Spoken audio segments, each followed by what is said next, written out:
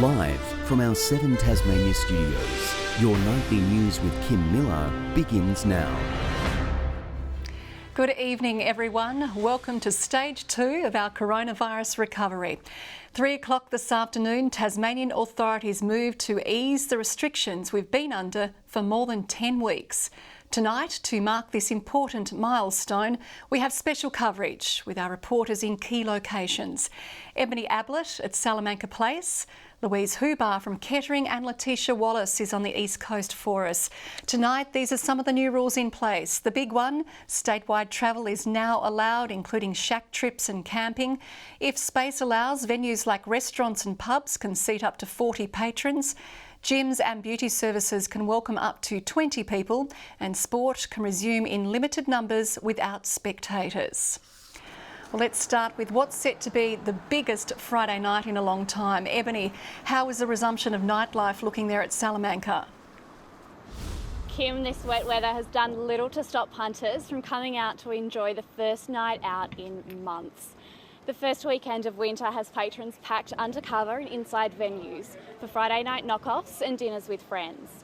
It's been a tough few months for pubs and restaurants across the state, facing the full force of coronavirus shutdowns, and today's lifting of restrictions is welcome news for many. Here's Tom Johnson with the moment the clock struck 3. For the past 3 months, 86-year-old Longford local John Ayres has had to drink at home. It's been cold comfort, but at 3 o'clock today, cold comfort came in another form. Beautiful, beautiful. We missed it badly, I missed it. Skip, as he's known to all inside the pub, is Queen's Arms royalty. He's here twice a day, every day. First at 11, then at 3. What have you been doing the last 3 months when you haven't been able to come in here? Staying home and watching the Slim Dusty videos.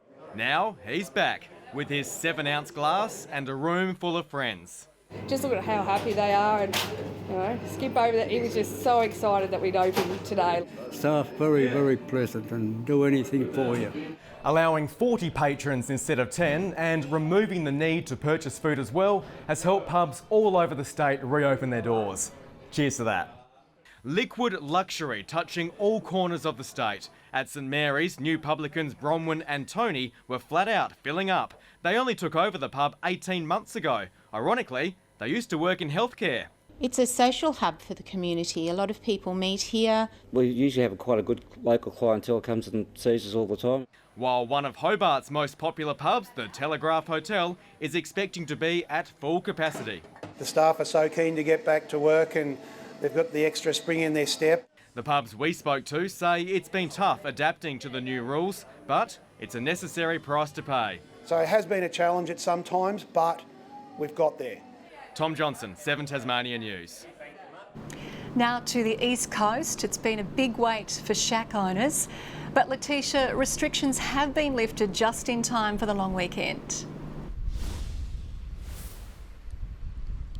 Good evening, Kim. Well, it couldn't have come soon enough. The last time we were here was the day before the Easter long weekend, and it was a really difficult time for this coastal community who relies so heavily on that economic injection from shack owners and tourists during this time of year. This year was very different, but thankfully today there was a very uplifting and positive atmosphere as locals and businesses waited for that clock to strike 3.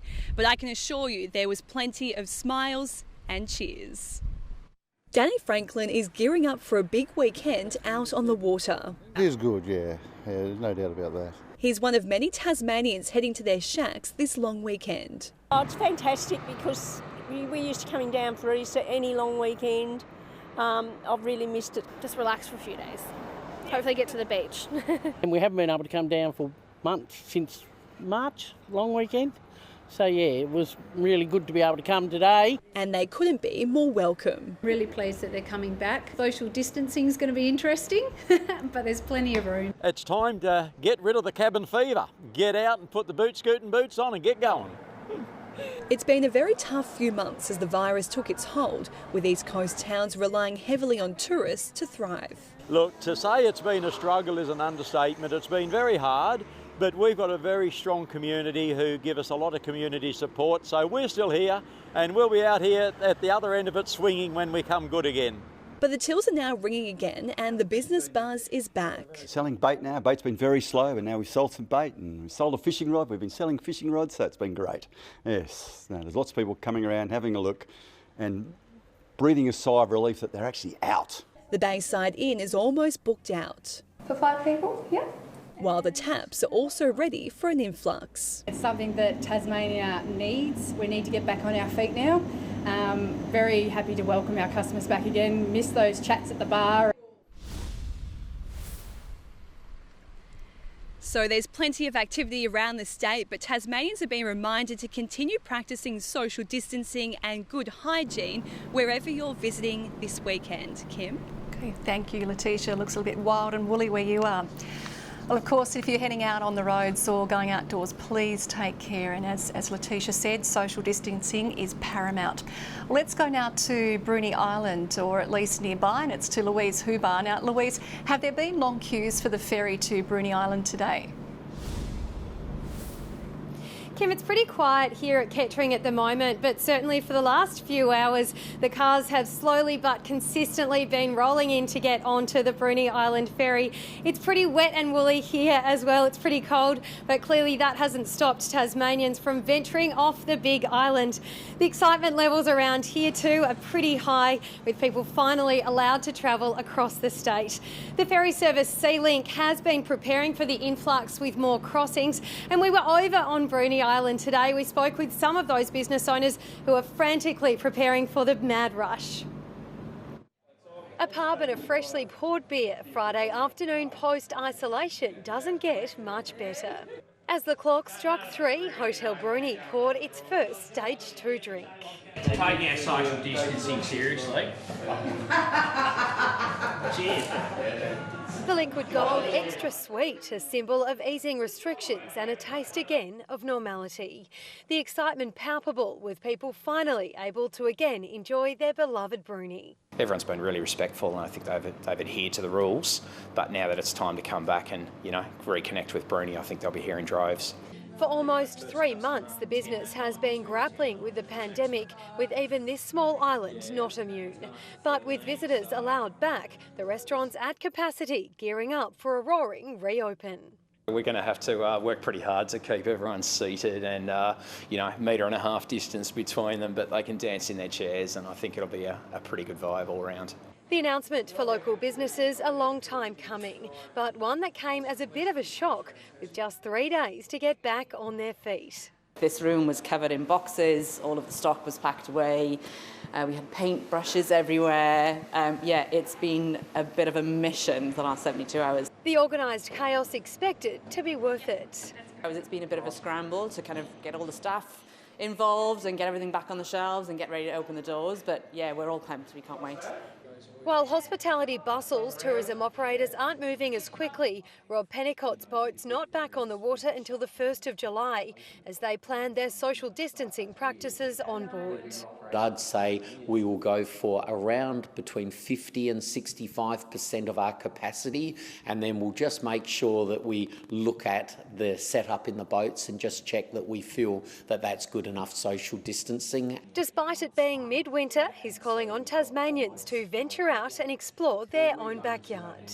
I think most people have been pent up and haven't had fresh air in their lungs, and I think it will be like just opening a gate and they can't wait to get out and see what Tasmania has. Most of them know, but they haven't been able to do it for a long time. Boats that are on the water though, the Bruny Island ferries, with more crossings on the cards if necessary. It is a very exciting day today. I'm so pleased to be running more ferries and supporting the businesses and customers of Bruny Island.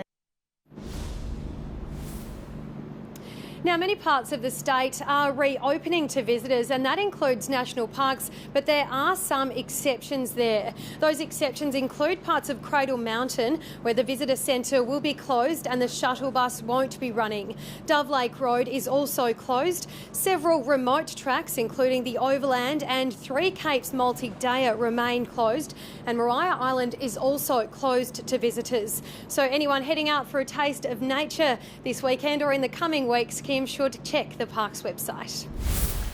The legacy of dangerous herbicide use by the now defunct Hydroelectric Commission will see TasNetworks hand out compensation. It's offering payments in the cases of 2 workers who were exposed to the chemicals and developed cancer. Unions say there are many more who should receive compensation. Our hydro heritage harbouring a hidden danger. Vegetation clearing in the 70s and 80s using the herbicide 2,4,5-T. Batches of the substance containing the dioxin TCDD. At the time, the chemical was considered safe, but subsequently with the work that we've done, with the independent medical advice that we've received, some brands of that herbicide do can be associated with 3 types of cancer. Workers for what was then the Hydroelectric Commission have emerged with concerns their exposure to herbicides has led to cancer. TasNetworks confirming at least 2 staff from the former HEC have contracted types of cancer known to be linked to the chemical, offering compensation in the 2 cases. There was one former employee who died in the early 80s and a current TasNetworks employee who had one of the 3 cancers. The union says compensation is good, but it isn't good enough, saying workers were potentially exposed to more harmful chemicals and many of their members are suffering side effects. Our concern also is the fact that they've only confined it to one substance. There were plenty other substances that we used which were just as hazardous. The door will always be open and we encourage that. In fact, we're encouraging people who may have been involved with some application of herbicides who haven't come forward, please come forward. The amount of compensation offered in the 2 cases hasn't been released. Ebony Ablett, 7 Tasmania News. Tasmania Police is investigating a suspected arson attack at a home overnight. Emergency crews were called to Bendigo Street in Ravenswood at 9:30. Authorities say the blaze destroyed the home, causing $180,000 damage. The home was unoccupied at the time. There's growing uncertainty about the future for the state's potato industry, with the federal government considering accepting mass imports from Europe. Hundreds rallied in Smithton today against the plan, saying the move would have catastrophic ramifications.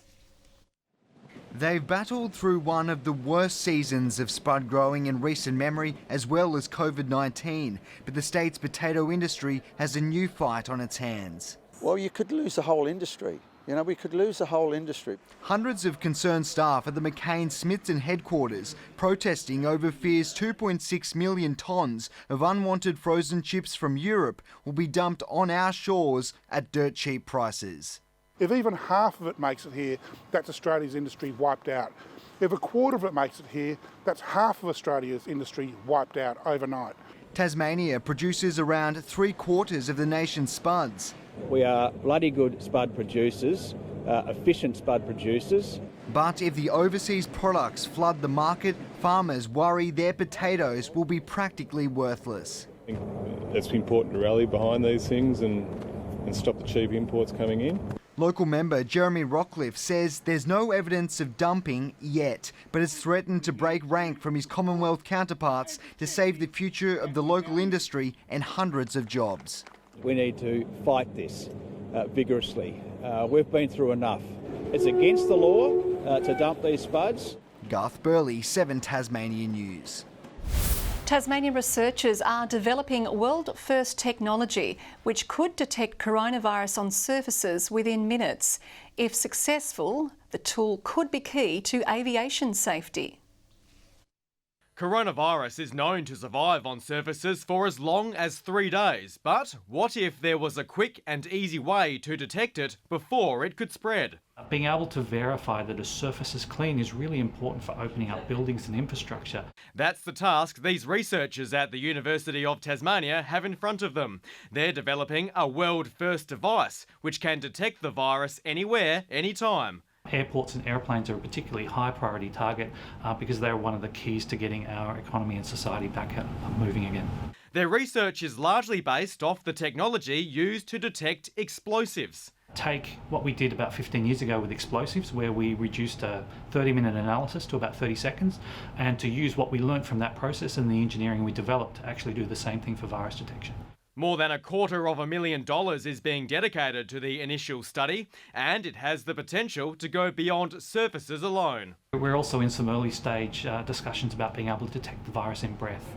Adding more ammunition to our virus-busting arsenal. Tom Johnson, 7 Tasmania News. The Old Scholars Football Association has lost one of its clubs for the upcoming season.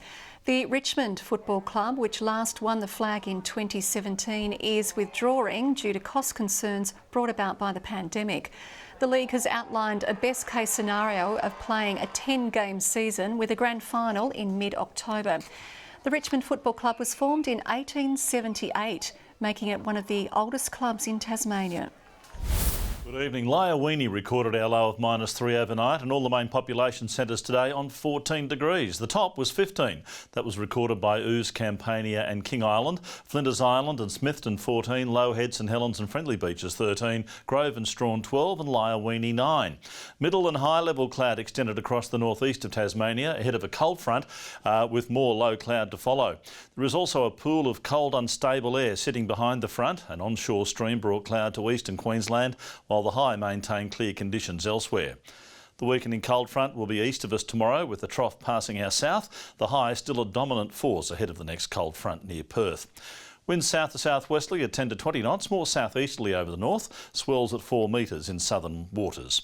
Saturday and Hobart expecting 10 degrees and partly cloudy, Maydena 8 and just 7 for Oatlands after a frosty start. Launceston 11 degrees tomorrow and partly cloudy, Devonport 12, -4 for Lyawini, a top of 4 during the day. For Burnie, 11 degrees expected, partly cloudy, a few showers for Strawn on 10, Marrawar 11 degrees. And for the east tomorrow, 12 the top for St Helens, mostly sunny for Swansea 11 and 10 degrees for Orford. On Sunday, light showers over the west and far south, otherwise fine. A morning frost on Monday ahead of a partly cloudy day for most of us. And on Tuesday, light showers over the west with freshening northwesterlies. Partly cloudy in Perth tomorrow, 15 for Adelaide. A shower developing in Melbourne. Canberra competing with Lyawini for the coldest start tomorrow. A sunny day for Sydney and 23 in Brisbane. Current conditions, a bit cloudy over Hobart, cooling down to 8 degrees, still 11 in Launceston and cloudy, Devonport partly cloudy and 11 degrees. Now it's going to be very interesting. This is the first time we've had a long weekend in these sort of circumstances. Kim, feels like we've been let off the leash somewhat. We've just got to find somewhere to go now. How true. You enjoy it, Merv. That is your news for now. Rachel's taking a break, but you can join Tom Johnson all weekend. I'll catch you again on Monday. For now, good night.